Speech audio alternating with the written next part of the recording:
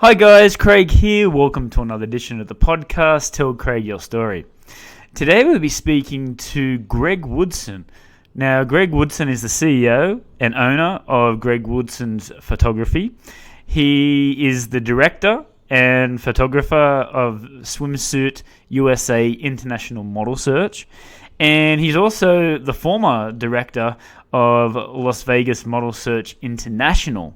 He also got his first break as a photographer for the Major League Sports in Texas Rangers, and the Dallas Mavericks, to name a few. But before we go, please go to our website. We are at Podbean. Tell Craig Your Story at podbean.com.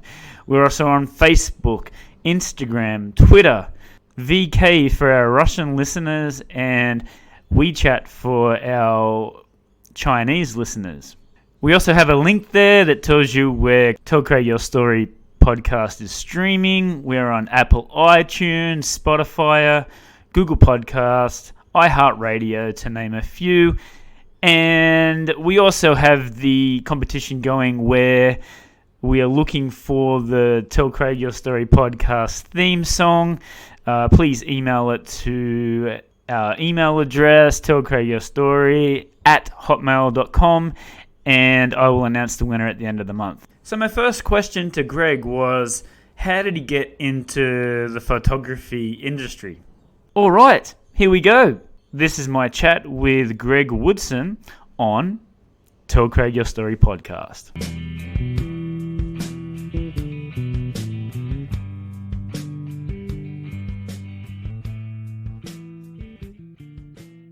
Christian University football, SMU. I did some auto racing for a little bit from time to time, and my very first gig was actually the ESPN Winter X Games. All right. Yeah. That's I almost got killed by a snowboarder. And how did you get it? How did you get involved with doing all the major league sports? Did you have to go through, just like a baseball player? Would you have to go through the minor leagues to get there, or you just? It was actually really crazy. So there is a sports radio talk radio station here in Dallas, and my friend would go on to the show just as a guest from time to time, and I met the producers of the show and everything, and I started to go on. And all right. Yeah, so I was doing sports radio probably once a week for a few hours a day, and to the point where I, ran up a few hundred hours of on-air time, and when every once in a while they would go out of town to cover, the Dallas Cowboys or whatever, and they decided, this group, that they were going to go up and cover the ESPN Winter X Games. They said, bring your camera, you're going. Right.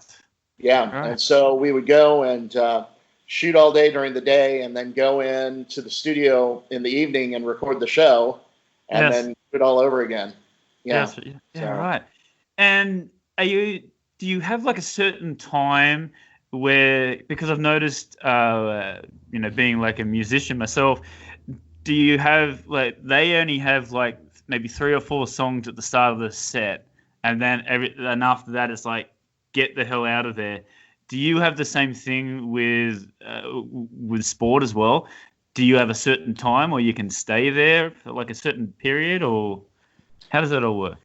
No, not really. When if it's playoffs or something like that, then you have the assigned slots and things like that, then like the higher end sports entities are of course going to get those, but you might be able to slip into one here and there. But generally we shot the whole game. Right. Okay. Yeah. So that was it. It's not like shooting a rock concert where you only get the first 3 songs and they kick you out. Right. Yes. Yeah. It's just that, sometimes the pace of the game starts slow and then it starts to speed up. Yes. So you definitely want to be there towards the end of the game. Yeah, definitely. Yeah, anything could happen. Could go into overtime, or So, yeah. and And and is there any other sort of major league sports that you've done, or was it just the Texas sort of teams? Well, I covered the Texas teams, you know, and even arena football, which is really Wow. fast-paced, crazy. But so whenever teams would come in, you know, I actually start to know some certain players from other teams and things like that. I got to meet, I of course got to meet Kobe Bryant, and I got to Oh meet Shaq. wow. Yeah, this is kind of the heyday when I was covering those guys. But some of the best players in the world, I end up getting to meet some of these guys, and some of them are very, very cool, and some of them are not. So I was going to ask, is there any in particular that were not very nice? You know? You know, I can't remember players that were necessarily jerks. Mm. Most of the guys that I hung up with were my buddies. Yeah. But anybody that was coming in was generally very cordial. Yeah. But I also worked shooting celebrities and some movie stars and things like that from time to time. And there are some that are really, really fantastic, like Clark Gregg, who was Agent Coulson in the Avengers movies, Yes. was very accommodating and so very cool. He brought his daughter with him and made sure that she was okay and everything else, and kind of Yeah. everybody off just a little bit and made sure that she was good. And then he's like, "Okay, you're good? All right." And they turned to us. He goes, "I'm all yours." And Wow. so the way that he takes care of family and everything before the job is just really fantastic. And you know, I've met people like Peter Weller from RoboCop, Nice. and Famke Janssen from X-Men, and these people are just brilliant and very, very nice people. And And where are you meeting these people? Is it through the Comic Con, or are you actually going out to like shoot for your so part of it was from Comic-Con, part of it was from the Dallas International Film Festival, right? which I worked with for several years. I actually shot portraits of some of the people coming through. Comic-Con is a blast. It's really pretty crazy here. So the big one's in San Diego, and then there's about three or Yes. four that are bigger. But we used to get 60,000 people at Wow. this little comic book convention here in Texas, and I just kind of wrangled in with some of my friends. They're all kind of media whores, so we Yeah. so that ends up kind of being the party, and what's going on, and Right. there you go. So And in terms of that, like you must be like a big sci-fi Marvel sort of fan, right? yeah, I've been quite a follower of the Marvel movies, and of course, Star Wars was the very first movie I ever saw as a kid. So, Wow. um, And some of those what do you guys were think? really And what do you think of the current Star Wars movies, like the recent ones that have come out? cool. I mean, it's difficult to continually keep producing quality, sort of, well, my opinion, anyway. Yeah, it could be better. Yes. The thing is on the Marvel side, you've got Kevin Feige, who's kind of the overlord. He's the puppeteer that everything kind. You want to come play in his sandbox, you have to follow some of his rules. Yes. And they didn't necessarily do as good a job at that on the Star Wars side Yes. for the last three movies. But where they have gotten it right is The Mandalorian, Yes. which is that TV show. Yeah. Yes. Yeah, it's a very, very good, and it's going to continue to get better, I think. Good. And of course, that's Jon Favreau, who's one of the most brilliant guys out there. So Yeah, absolutely. yeah. And I also saw, and this might not be a type of question. One of your friends on Facebook, I do believe. Actually, I thought it was on Instagram as well. Paul Heyman, WWE. Did you do any shooting for Paul Heyman? Not for Paul Heyman, sorry, WWE. No, I haven't done. I haven't worked for WWE, but I shot one of the former WWE divas, Miss Tessmacher, Right. for a lot of her career. She's a real sweetheart, and she's a mom now, and Oh, that's good. That's cute. lives in Houston, is kind of out of the biz and that sort of thing. But it was really interesting because I shot her way before she ever got started with WWE, and all of a sudden she's up there. Yes. Every once in a while, you'll meet somebody early in their career, Yes. and at doing what I've done for so long now, you'll find people that will really excel. So I told you about the Dallas International Film Festival.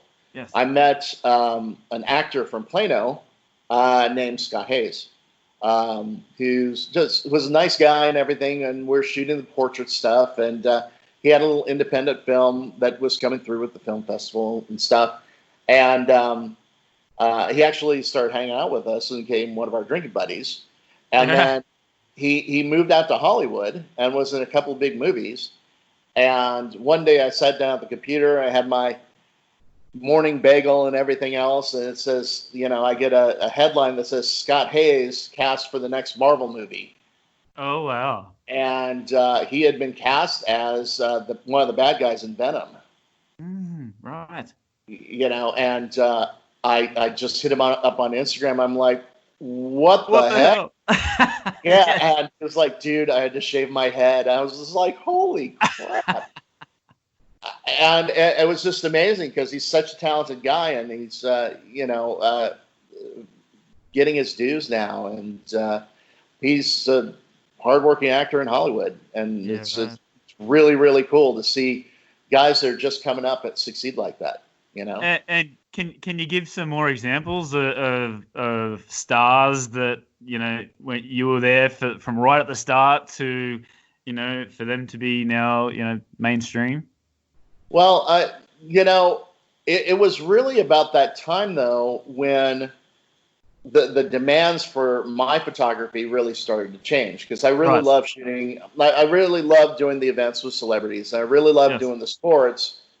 But it was a very quick transition to pageant work and all this and calendars, and so it shifted to the girls pretty fast. Right. So that I actually, when I was in my second year of covering the Dallas Mavericks, and they had a minor league team in Dallas, and I went to a couple games and got to know the guys and everything, and then they came across and they said, "Hey, our cheerleaders are doing a calendar this year. Do you want to shoot it?" And I was like, "Okay, well, that sounds like fun. Sure, I can do that." Wow. And then so that was my first foray into calendar work. And for the listeners as well, that's a huge thing, because we don't get that here in Australia. Our whole sort of college and university, compared to the US, it's terrible. You get no people going to the games. We have our professional sports, and they're very popular, but the college and it's not like the US. I mean, you're getting 80, 90,000 people in an arena to watch, your team. So, and especially with the cheerleaders, I mean, that's a huge thing for you to get that opportunity. So that was like the stepping stone for your sort of career. It really was. So I don't know if you guys have ever heard of Hooters down in. Yes, we've got it here as well. It's a franchise. Yes. Okay, so in the United States, within the past, 15 years or so, the main competitor to Hooters is called Twin Peaks. Right. And it's the same sort of concept, but the girls wear like little sexy lumberjack uniforms. Gotcha. So that whole franchise is based in Dallas, Texas. And after I did the first of the, I did the NBA basketball calendar for the minor league team. I actually got hired on to do Swimsuit USA International. Actually, Tropic Beauty was the first one I did. And so I had done a couple of things, and all of a sudden I was the head of photography for this big pageant out in Las Vegas. And then I came back, and one of my buddies was the marketing director from Twin Peaks, and he said, well, we want you to do the Twin Peaks National Calendar. Gotcha. And so we shot that one the first one in 2010. So I shot 2010, 2011. And then the Dallas Mavericks won the NBA championship in 2011. And their head of photography calls me up and says, hey, we're taking the Mavs cheerleaders to Barbados to shoot their calendar next year. Do you want to shoot it? Wow. And it's oh no, I'm busy. I've got something on. he said you have 30 seconds to decide.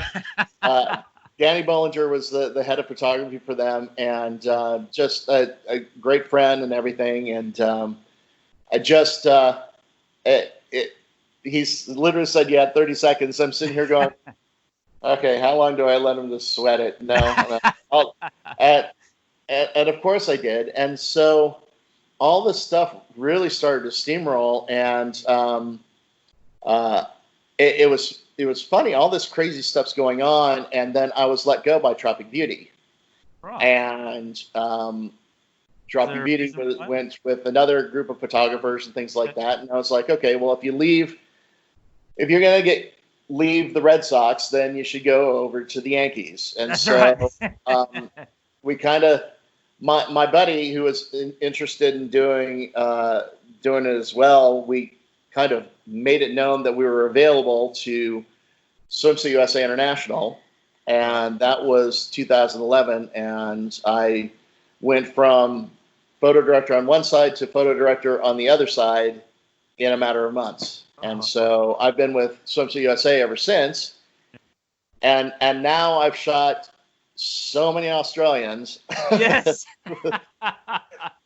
I have noticed. And the Australian contingent seems to search me out. I love those girls. I mean, they're all, every single one of them is just fantastic. And it's just year after year. The Aussies send just a tremendous group of girls, and it's crazy. So from a notoriety perspective, it's weird because I have to post on Instagram once during the day for the U.S. and once during the day for Australia. That's it. That's so cool. Do you have you ever been to Australia before? I have not. Oh. So some of the guys from Swimsuit International and that group, and the guys that run Hawaiian Tropic, I've kind of floated the idea by them of doing it. It's first of all, it's difficult getting a work visa in Australia. Right. Yes. So I would have to be committed to coming down there and spending a reasonable amount of time to be able to do that. And I haven't just had a block of time to allow myself to come down there and see the country. But it's literally the number one place on my bucket list. Yes. Yeah. Very welcome to come down here. And I think that's why, I've interviewed a couple of people now from the US, and we always seem to get along together. Like, the Australian people have got a pretty laid back, like just in general, a very laid back sort of personality, okay, let's do this, you like this, you have your opinion, it's just very, very laid back. Do you agree? I certainly do. So one thing that it's kind of funny that Australians, men or women, love Texas accents, and vice versa. Yes. Yes. And, so yeah, it's always a fun time when you get those groups together. Um, it, my group of drinking buddies, we had one of my friends ended up meeting. She traveled with a guy from Australia from over in Perth. All right. And he stayed up in the States for a while and stayed here for several months. And really, really cool guy. And eventually he had to go home. And so he went back to Perth and everything. And I saw on his Facebook feed they was hanging out with one of the girls that I shoot. All right. And I'm like, how does that happen? And he's like, wait, you two are friends? And we're like, yeah, we see each other quite a bit. And it's like, this is so weird because it's literally the other side of the world. Yeah, right. Wow. And it is a small world that we live in, but when you think about it. It just keeps getting smaller. You know, Yeah. The more I do this job, it's like crazy small. And you know the thing, I've been to the US a couple of times, and I haven't been to Texas either. I've been to LA a couple of times, but Yeah. I really want to get there, and just the whole. It's just to me, it feels like a different culture. The food, the sport. They're very passionate about. And I'm not saying that LA and New York are passionate as well, but they have a passion for their sporting teams as well. Very passionate. They love their music. They love their good food, like the steaks, and so. I went out for Texas barbecue tonight. Oh, yes. Yeah, and so with Texas, I think it's a little bit different though, because Texas is the only state in the union that if we get collectively pissed off enough, we can just go, nah, we're out, and just leave the United States. Yeah, right. So we can be our own independent country, and it's the only state in the union that can do that. So tell me, why did you decide to base yourself then in Texas rather than LA?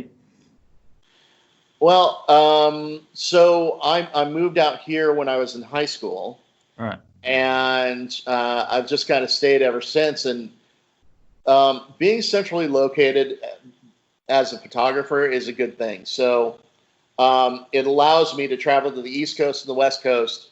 Right. Very, very efficiently. And yes. There's two major airlines that have their hubs right here in Dallas. So that's a good thing. Now it's got its good sides and its bad sides. So most of the action's out in LA, and I find myself having to travel out there to be a part of that group. But it's just so competitive, and the cost of living up there is so outrageous that it's hard to make it worth it.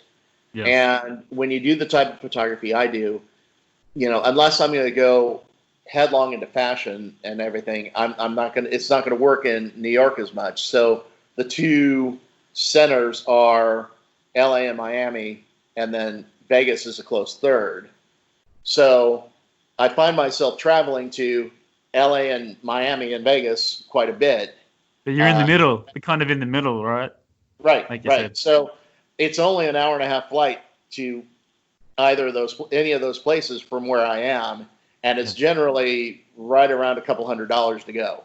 Right, and the weather would be super nice as well there, right? Like, wouldn't get too cold, or does it?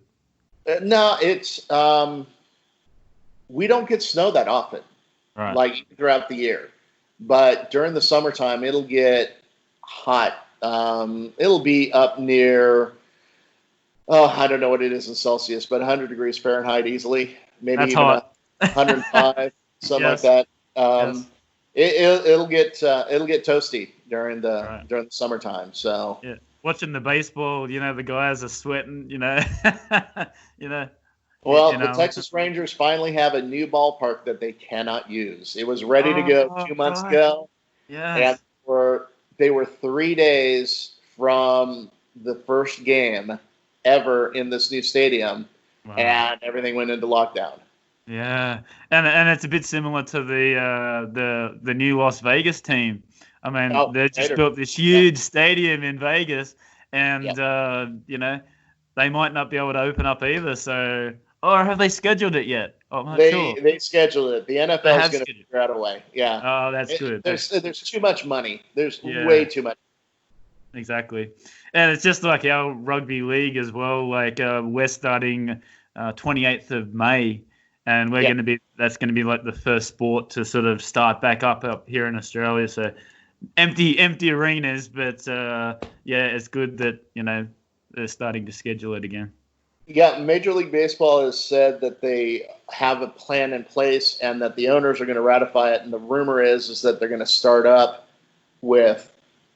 They haven't discussed any of the specifics, but it's not going to be empty stadiums. But it's Right. going to start That's July good. 1st. Oh, that's great. That's great. Yeah. Well, So, I'm a Braves fan. I don't know if that you dislike that, but I've been a Braves fan. One of the only few people in Australia that used to get up like at 5, 6 in the morning and watch the Braves and Chipper Jones, and I was I went to I didn't go to the new stadium, but I went to the Olympic Turner Stadium and watched him in Miami as well. It was a great time, and got to watch the Falcons, and I've been to the LA, so I love coming over there and whatever's on at the time, get a chance to do it. So I wanted to talk to you about Twin Peaks. How long did you do the photography for this company? kind of froze up. Oh, You there? that's better. Yep, we're back. So I wanted to talk to you about Twin Peaks Restaurant. You're doing photography for them. You said that earlier. So Yeah. how did you get involved in that, and how long did you do it for? And tell us a bit about that. This was after you shot the Dallas cheerleaders, right? This was the same year. It all came down the same year in Right. 2011. So I had done one calendar for Twin Peaks at that time, and then we shot the second one after the Mavs thing. So, Twin Peaks at the time was only about 20 stores. So now it's like 5 times that. Wow. And most of them were in Texas. There were some that were in Oklahoma and some a little bit further out and stuff. But it was still mostly regional. But what they wanted me to do was help them design the brand. So by creating the calendar as sort of a loyalty program, they had done one calendar before, and it wasn't great. It was shot in studio. And I've always been a really big believer of shooting on location. Right. Yes. So I was like, let's get a location together. Let's come up with some fun ideas. Let's take these girls out and put one of them on a 4-wheeler and put mud all over her and stuff, in a little skimpy outfit, and really kind of go with the outdoor sort of thing. And they went for it. They were in for it, in 100%. And we shot that first one, and over just like a 1 week period.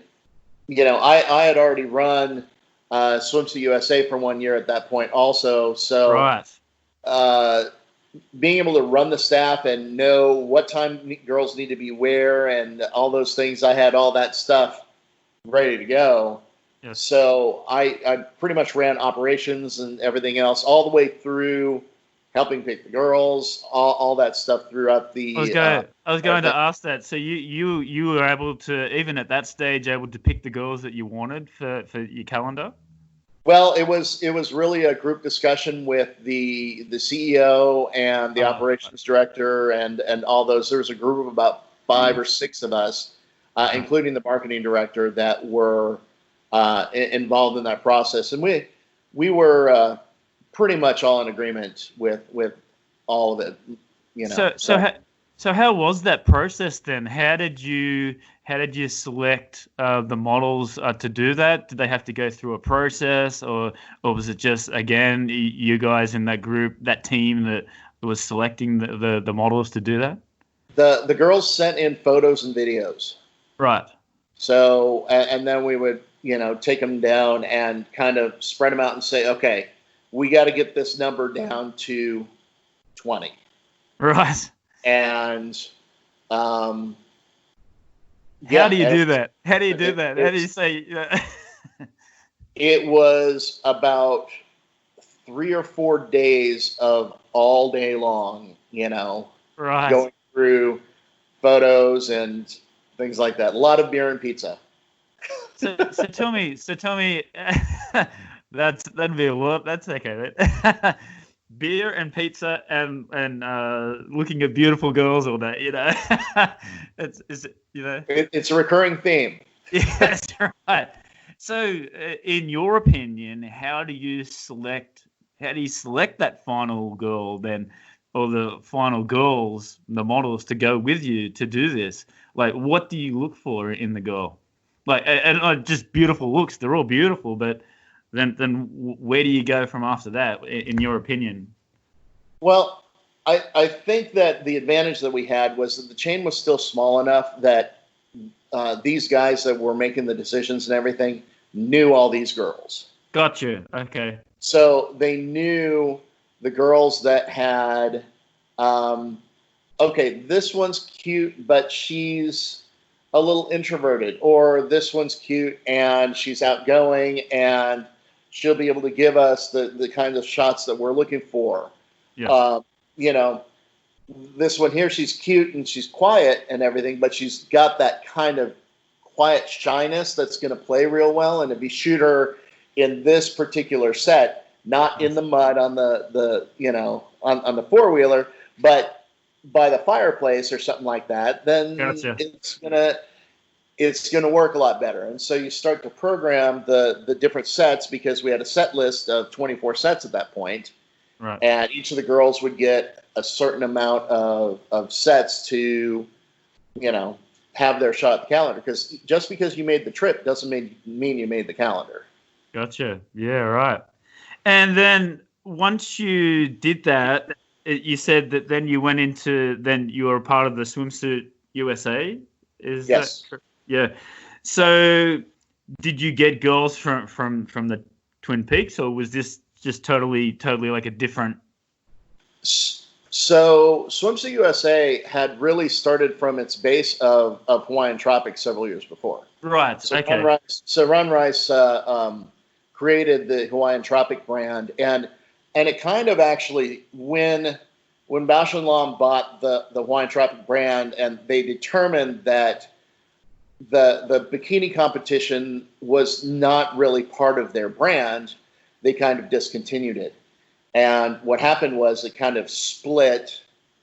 It's a longer story than that, but basically it kind of split to Tropic Beauty, which was based in Florida, and they had their competition in Las Vegas, and then Swimsuit USA, which is based in Houston, and has their competitions in the Caribbean every year. Oh, gotcha. And so everything was really starting to get rolling, and I had done a couple of gigs for the lady who ran Tropic Beauty, Amy Rayleigh, and she hired me to do the first Tropic Beauty competition in Las Vegas in 2011. Right. And then right after that, they decided they were going to change out the entire team, and I switched to Swimsuit USA. And then my first Swimsuit USA was in November of 2011. Right.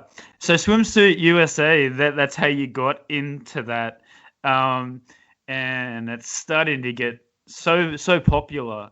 Again, it is the same, your same ideas of choosing these girls. Like, do you still have that formula back then as to what you would have now, or is it a different process? I'm just interested it's a completely to know. different process. Yeah. Right. So tell us how that works.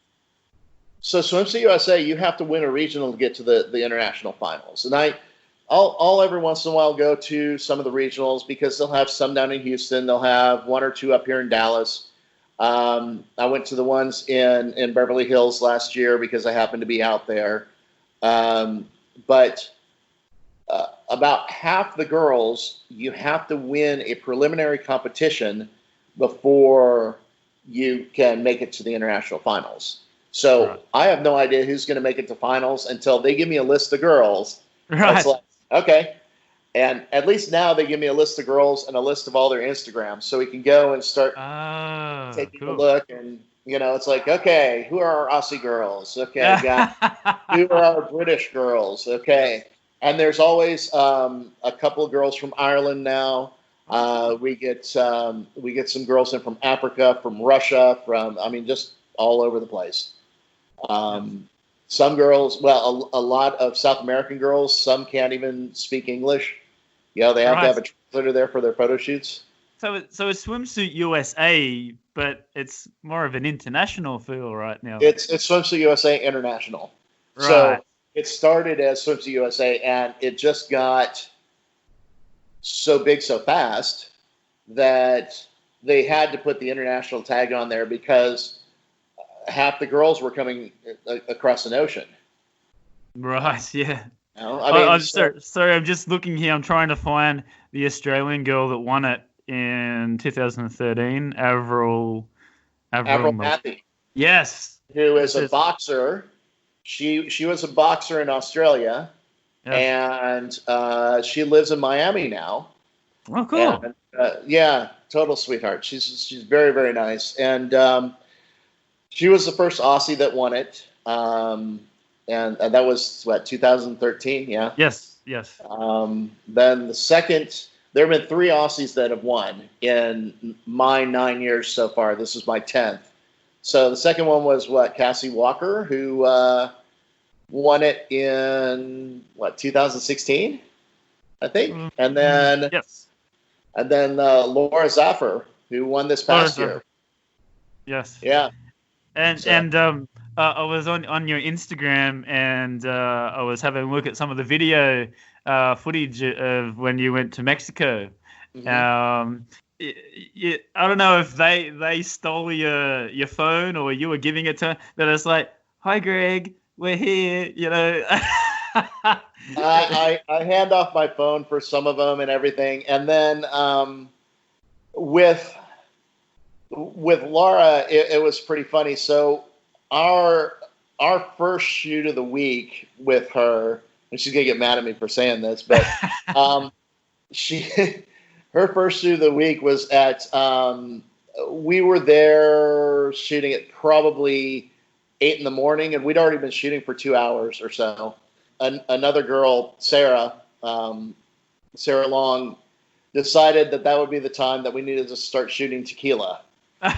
And so we started shooting tequila at 8 a.m. Oh, and so by the time Laura and I were finishing our shoot, and Sarah, we were all a little bit buzzed because we hadn't. The girls will shred down to and not eat anything the day before their shoot because they want to look fantastic and everything else. And we hadn't eaten in 12 hours or whatever, and all of a sudden we're doing tequila shots. We were a little bit buzzed at 8 a.m. And as you do in Mexico, right? Some of the stuff from Bikini Destinations, that's what it was. There was a video from Bikini Destinations of me shooting Laura, and we're all just starting to get wasted at 8 a.m. And I also saw that with the weather as well, trying to shoot when it's pouring down, raining, and one of the girls was standing there, and I was like, "You guys, come on, I've got to do it." We've only got a couple of days. We're on a schedule. Oh yeah, so you have to use camera tricks to make it look a little bit like it's sunny outside. Yeah. So we got. I remember one girl in particular, and she has Kindly Myers from Nashville. Right. Has the highest social media penetration for of any of the Swimsuit USA girls. She has almost 2 million followers, and her assigned time, she shows up and everything, and we're going, and it's foggy at the beginning, and then it starts pouring down rain. Yeah. And this is our only opportunity to shoot, without setting something else up. And so it was just, it's pouring rain out there, and I have to turn up all the settings on the camera to where it makes it look like it's sunny outside. Yeah, and I saw like you were putting all this, plastic around the camera as well to sort of. So how long did that take you to, when you got it all back? Like, how long did it take you to do that, but to fix it all up and? Actually, I worked with a lot of the guys. That some of my mentors in the past have been some of the guys from Playboy. Yarmo and some of those people. They teach you, Rick Moore being another one. They teach you that if you want the shot, you don't depend on Photoshop. Shoot it right on the camera the first time, and then you can kind of tweak it later. And so on the spot, I set the camera to, okay, I know what I'm doing. I've shot in this before. This is how we're going to do it. And so by the time I went and had to actually fix it, there wasn't much fixing to do. Right. There might be a little thing here and there and stuff like that. But the idea is to actually get it right in the camera the first time. And then, because we've got so many, that gig, there were 80 girls to shoot this year. And then each one of those girls has a certain amount of shots and things like that. And we have to, I shot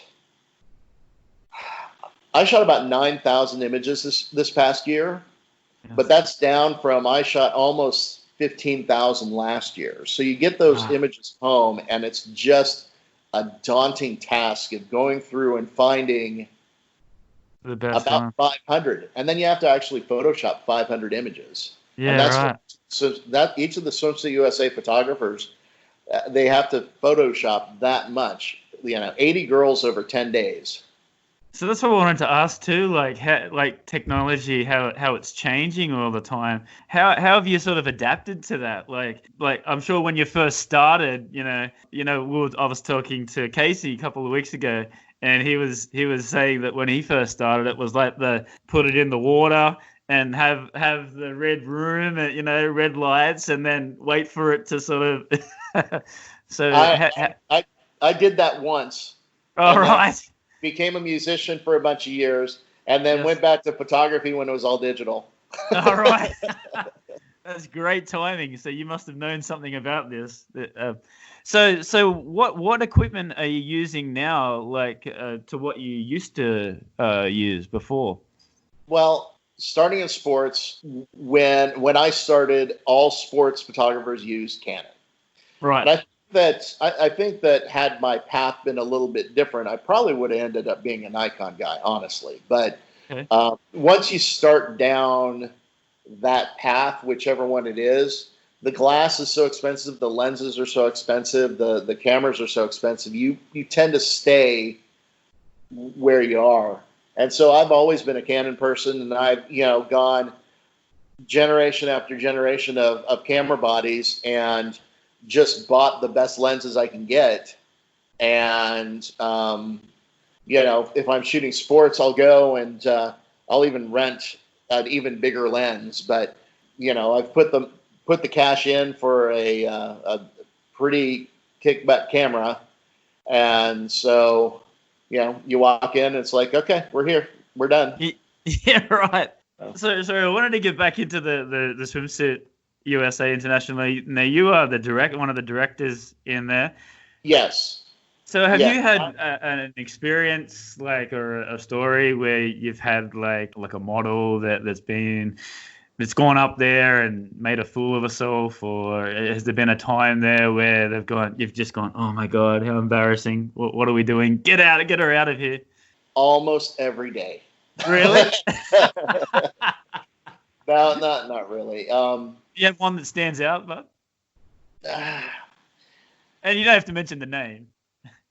The thing is that you got to kind of take it from the girl's point of view, what it takes to get there. That's right. And especially the girls that are getting there for the first time. So let's take, for example, I think Laura Zapper is a perfect example, because her first year was 4 years ago. and she showed up, and she was brand new, and she was a sweetheart. That's a big step Just for those people to come from Australia to the US, and I've made it in Australia, but going to the US and competing against everyone in the world, not just it's a huge it's step. very intimidating. Yeah. And so you just try to take it all in, and not do anything too silly or stupid. And Laura wasn't that way. She was kind of quiet, and she was nice until you got to know her a little bit, and then she would open up. Yes. But she has never been a heavy duty party girl. Okay. Right. The heavy duty party girls can do silly things after a while, and then they'll do something like miss rehearsal or whatever, or that sort of thing, and then it just becomes a mess. But I think because it's so involved, the process of getting there and stuff, that once the girls get to international finals, they're pretty much on their game. And there's a bunch of barracudas. There's a lot of smart, resourceful women and everything, but they're there to win. They aren't there to, there's some that are there to make friends and take the experience in and things like that. And I think your first couple years you do that. But if you're in the point where you're in that top 5 or you're competing for the top 10, that's when it gets a little bit, the difference between first and 10th can be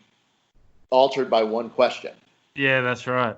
And financially as well, is it financially stable? I mean, are you able to, if you were to win or you were a runner-up, are you able to financially be stable as a model?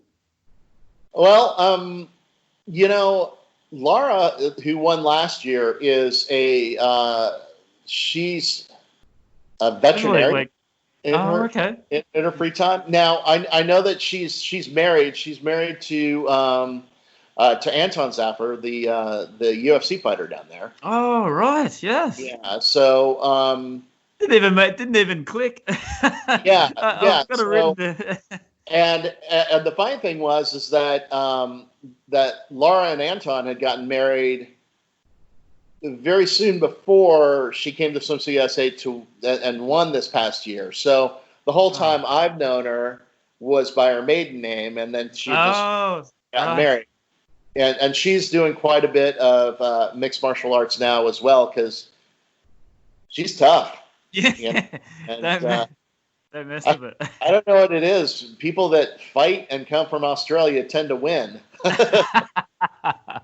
Well, it's all the cliche how, we've got the crocodiles in the backyard and, we're wrestling crocodiles and the sharks and all that. But, So I wanted to ask you about your website now as well. And you've got your own page. It says fans only. Tell us about this. So the page is actually OnlyFans. OnlyFans is a concept that is fairly new, probably a little over a year old, and it is basically like a subscription-based Instagram. Right. So for the girls, you'll see either models or photographers getting on OnlyFans and doing that. For the girls, for most people, it's the place where if you want people to answer questions or things like that, then, since it's subscription-based, there's more attention paid to that than, say, Instagram. So if I go look at my Instagram right now, I'll have 30 or 40 people I don't know trying to send me a message, and I just don't have time to do all that. So OnlyFans is a place where it's like, okay, you've paid for a subscription, things like that. Okay, that'll be the first place I actually go and answer questions and that sort of thing. Now, some of the girls will post racier photos, and I actually post somewhat racier photos than you would see on Instagram. on Right. OnlyFans because there's no limitations or anything like that. Yes. For the girls, it's a way for them to really get to know their fans. Gotcha. So the photographers don't make as much money as the models do because there's when you subscribe to a models page, there's always that fantasy of you're getting to know the girl and things like that and Yes. blah, blah, blah. I've got people asking me if I'm going to do workshops this summer or something along those lines, you know. Gotcha. But I do very much appreciate all of that. But there are girls that that make $40,000 a month on their OnlyFans as, you know, just responding to their fans because they're so entrenched in social media now. That's it. That's all they have to do. And it's funny how it's all changed now. You've got to have that social media as well now. Also, you were saying before, like now that they have the Instagram page, you can go and watch that. So that's super important to, you know, have lots of people visiting you and not only just having the good looks. You know what I mean? Oh yeah, yeah. And it was about, let's say, 18 months ago that that one of my friends challenged me to bump up my social media because I was kind of late to the game in Instagram. Right. And I would say it was about 18 months ago where I had about 35,000 followers. And Still pretty good. It is pretty good, but to be a real influencer now, you have to hit 100K. Yeah. You really do. And things start to change once you do that. And so one of my best friends, Visual Poison, from Houston, Texas, his name is Jeff Coulter. He said, dude, you got to get that score up, you know? Yeah. And so I've pushed really hard and everything. And social media is a science. And there are waves and tendencies and all this everything that goes into who sees your photos where and when and how often, and you have to almost program to that specifically. And it's not, crazy thing is, it's not all about the hot picture that drives the attention. That's not it at all. It's sometimes really surprising to me that of what photos get a lot of attention and what don't. Mm. And what do they? What is getting a lot of attention? I mean, you go onto your Instagram and it's just, you know, so many beautiful girls and the tropical locations. You know, such a terrible job. You know, damn, I've got to get up and do this. None of my friends feel sorry for me. It's like, oh yeah, horrible. Okay, yeah. Oh, it was so funny. I saw one of your photos on Facebook. And it was supermodel, you know, supermodel. And then you put a photo of yourself.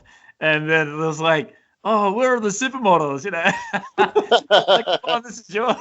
Yeah, it's like, oh, that guy again. Yeah, that guy. Oh, where's the girls? Yeah, it's sometimes very funny because we can go into an event and by we, I say, you know, different groups of photographers that don't necessarily post their photos a lot, can go into a room at, say, Swimsuit USA or the Las Vegas International Model Search or anything like that, and they don't know who you are until you say your name. Yes. And so, you know, sometimes the girls will say something really kind of funny, not knowing who you are, and then they're like, oh, okay. Oh, you're Greg. Oh, yeah. Yeah. Yeah, right. Well, so let's wrap it up now. So I want to ask this question, and I ask it all the time. What is the future hold for Greg Woodson? Well, I'm going to be going into my 10th year at Swimsuit USA, I think. And that's an amazing achievement. Since the year is so shortened, it's very difficult to figure out what's going to go on. And I know for sure that I'm going to do Glam Jam probably right around Labor Day, and that'll be in Puerto Vallarta. But those might be the two biggest shoots I do all year. And I'll probably hook up with a couple of friends and do some content shoots on the West Coast and the East Coast at least once this year.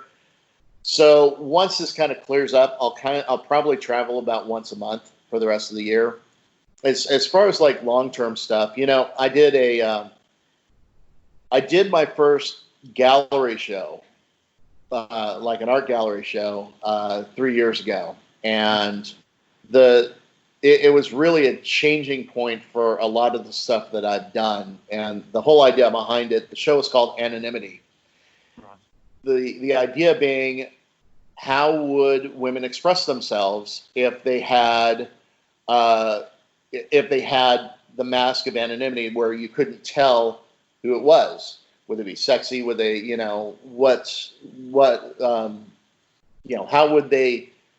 what would the perception be, and things like that? And it taught me what I wanted to do was get from Twin Peaks and those sorts of things. Now, I'm not saying anything bad about Twin Peaks, the company. That's not the point. But there's a little bit of a difference between the commercialism behind female photography, like cheerleaders, things like that. They always have to be sexy. They always have to be in a certain thing that fits the brand. Yes. And what I wanted to do was I wanted to empower women and say, if you could do this, what would you do? Right. And for me, it was one of the biggest lessons of my life as a photographer, just allowing them and helping them to achieve that. And what I would like to do is another show where it grasps female empowerment, and I learned this so much from the Swimsuit USA girls and things like that, because they all want to be powerful. They all want to be strong. Yes. They want to be, but they want to be intelligent. They want to be, driven. And every single, I've met so many women that are just so special because of that. What I would like to do is circle back around for the next lesson in women empowerment, because I think as a male photographer, we should be studying those sorts of things and really kind of pushing it, because that's what's going to that's what's going to take everything to the next level. It's not just about a swimsuit or about Yes. a sexy photo. It's got to be about what is the personality, Yes. And I think that we can be doing so much more of that. Yeah, I totally agree. Yeah, that's great. And what would you say to an inspiring person that, I'm sure everybody wants to wake up and take photos of beautiful models, but what would you say to someone that wants to get into your sort of industry, as a photographer? Not necessarily just shooting models, but maybe just in general. What advice would you give to them? The first piece of advice that I'd give an aspiring photographer is learn your camera. Right. Shoot it right the first time. Don't depend on Photoshop. The best ways to do that. I was very lucky. I had the baptism by fire by all of a sudden being thrown into it, and I had to learn my camera really fast by shooting sports. I think shooting sports is the most surefire way to learn the camera very, very quickly. Because you can't really do it like inside a room or something like that. You have to go there. You got to follow the ball. You get, there's all lots of action and movements. So.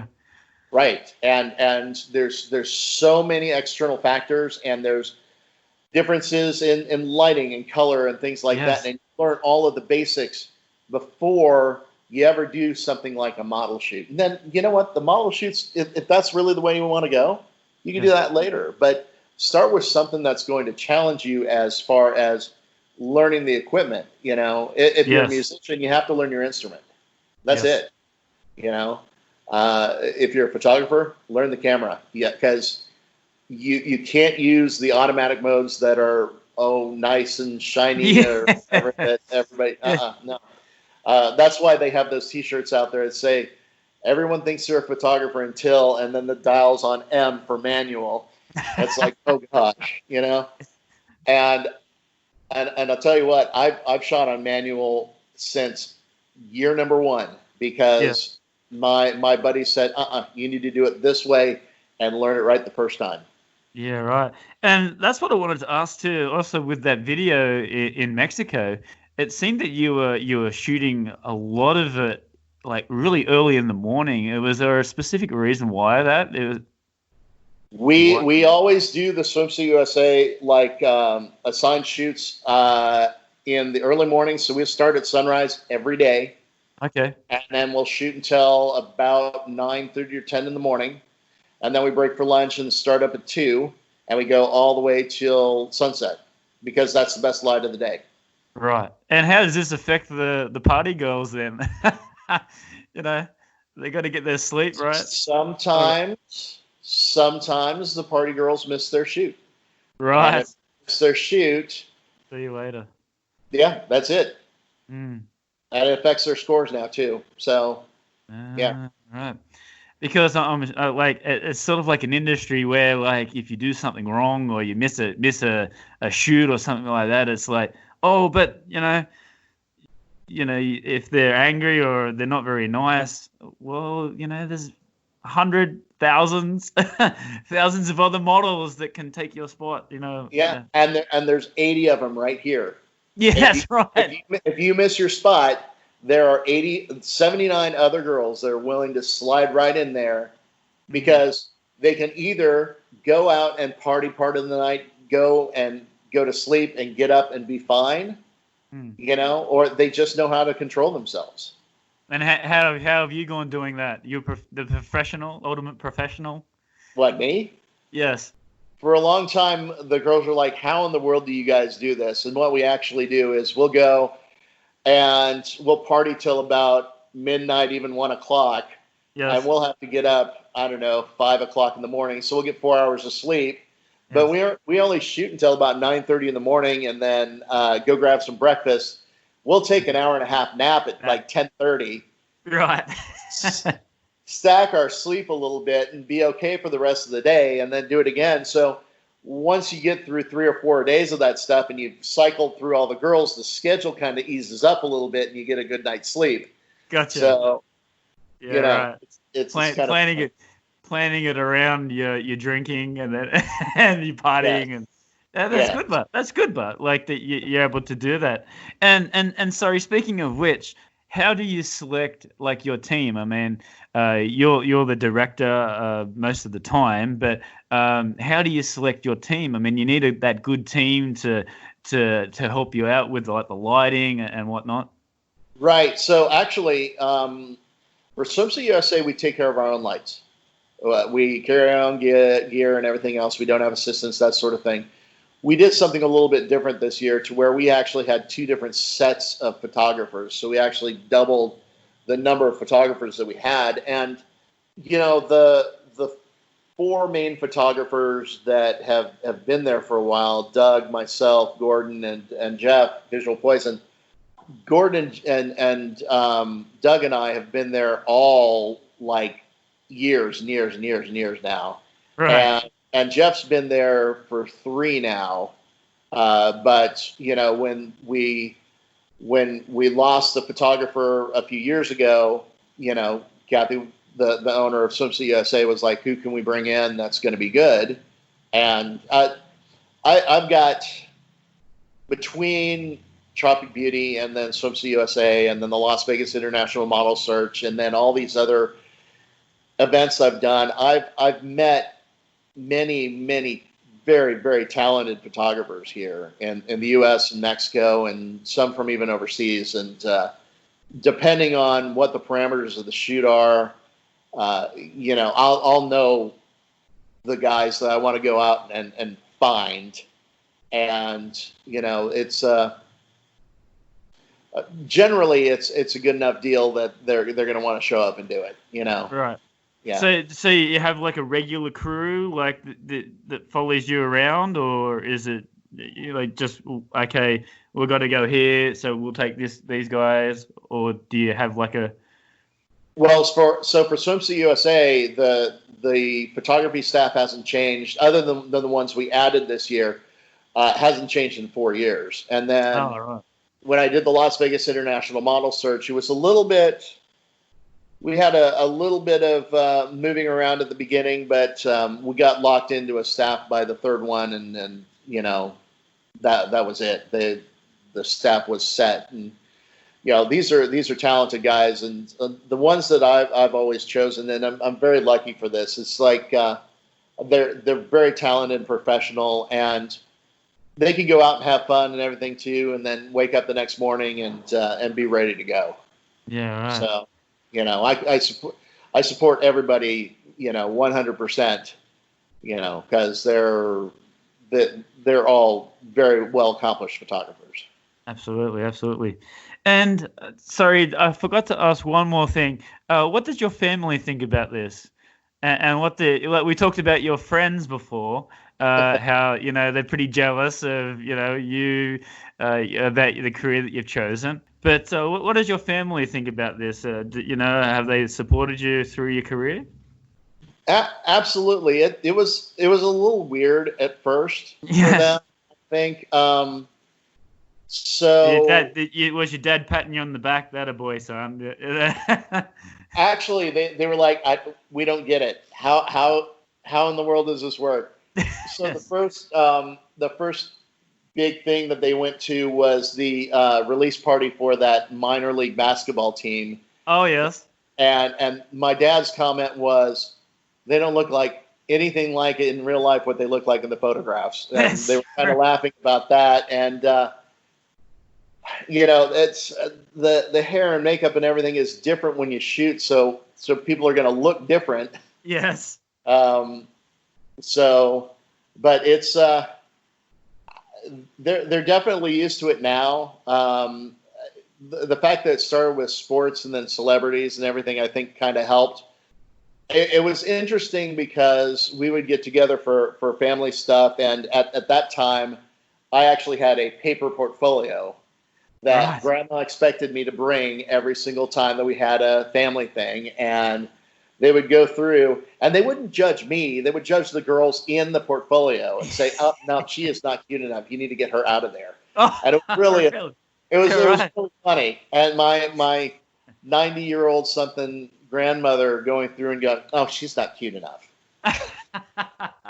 Maybe she should be a host or like a judge. Yeah. So Grandma would sit with my mom and my sisters, and they'd go through the book. And okay, it was a little weird at the beginning, but whatever works. Did it influence you as well? Well, I mean, I got the idea of, okay, this girl got a lot of likes from the family and this one didn't. So, Instagram was easy by the time we got there. Relationship-wise, my friends were going like, oh, you should ask him, how many girls he's slept with and all this. And it's like, come on, man. Actually, it's interesting. So you never date the models. That's the rule. Right. Well, okay, you never hook up with models. That's the only thing that's really acceptable is if let's say you meet a girl in an event, you stay in touch with them for the whole year and everything else, and then they come back or whatever, and something happens at that point. That's not hooking up. That's different. Relationship. Yeah, exactly. So, but I don't hook up with models almost ever. So. Do you have it? Sorry, I didn't find either. Do you have a family? Well, I'm the oldest of 5 kids, right, and all of them live here in the Dallas area. So I have quite an extended family, but I'm not married or anything like that. Photography is a very difficult thing to have a relationship with. Yeah. Come on, you gotta go out. Even with just sports, Yeah. Sorry, have you ever dated a model, like a model? No. Actually, I have. She was kind of a local girl, that sort of thing, but it was right at the beginning, and and that's kind of where I learned, don't date models. Yeah, like the whole favoritism, dating a model, and also photography, and it's some people make it work, but those people are already really well established, and they've And finally, you want to just talk about any endorsements, any social media, and your website? You want to go through that? Yeah, so my Instagram is Greg Woodson, GregWoodson. You can also go to my website, which is gregwoodsonphotography.com. It has a link there to OnlyFans and all the other stuff, and some more photos. I'm in the process of trying to get the photos from my first art gallery show into a venue where they can be sold, so people can go take a look at them and purchase them online. That hopefully will be available soon as well. It's difficult. You would think with being locked down that we would be able to actually get some of this stuff done, but it's been very, very, very tough still. But also, if anybody has any questions or wants to see what some of that is, they can just drop me a line, and I'll be more than happy to kind of show them the gist of the show and that sort of thing. And there you go. I'm always around. So Absolutely. Because I've got my listeners. I'm actually living in Shanghai at the moment, but I'm back here in Australia with the virus. So, it's going to China, it's going to Russia, Australia, New Zealand. So, yeah, hopefully I can get some listeners come and support your Instagram and your website. So amazing. You've had a great career, and it looks like the future is very bright for you. And make sure that you put Australia on the list of things to do. To come out here. Definitely. And and bring your like showcase as well. That'd be awesome to come down to Australia and show all your photography. Crazy. Yeah. And when I come back to the US, let's have a beer in Texas. All right. Or let's go to a ball game. Let's go to a ball game or something. Tell Casey Bennett to come out here this way. He's never made it to Texas. Oh, so, really? Oh. Yeah, we always have to meet him where he's going. So. Oh, right. So me and Casey will come to Texas. Yes. And you show us around. We'll have to have a steak, a rib, and watch a ball game. The best time of the year to come actually is the end of February. So in Houston, they've got the Houston Rodeo Cook-Off Weekend.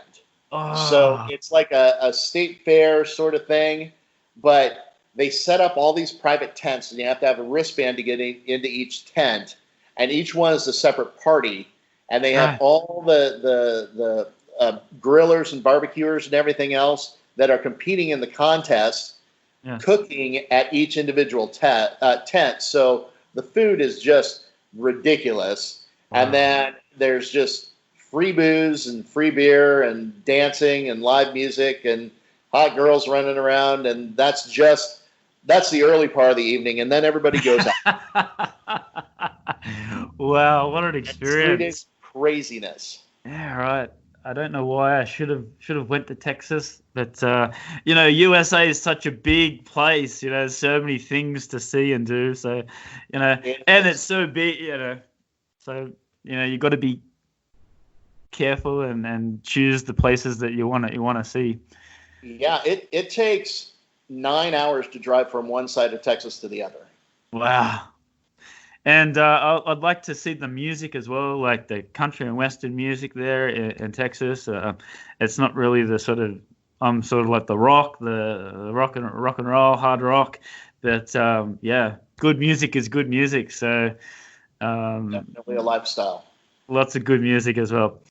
All right, Greg. Thank you very much for your time. I know you're a busy man, and thank you very much too. All the best. All the best for the future. All right, Greg. Bye-bye. Thanks, sir.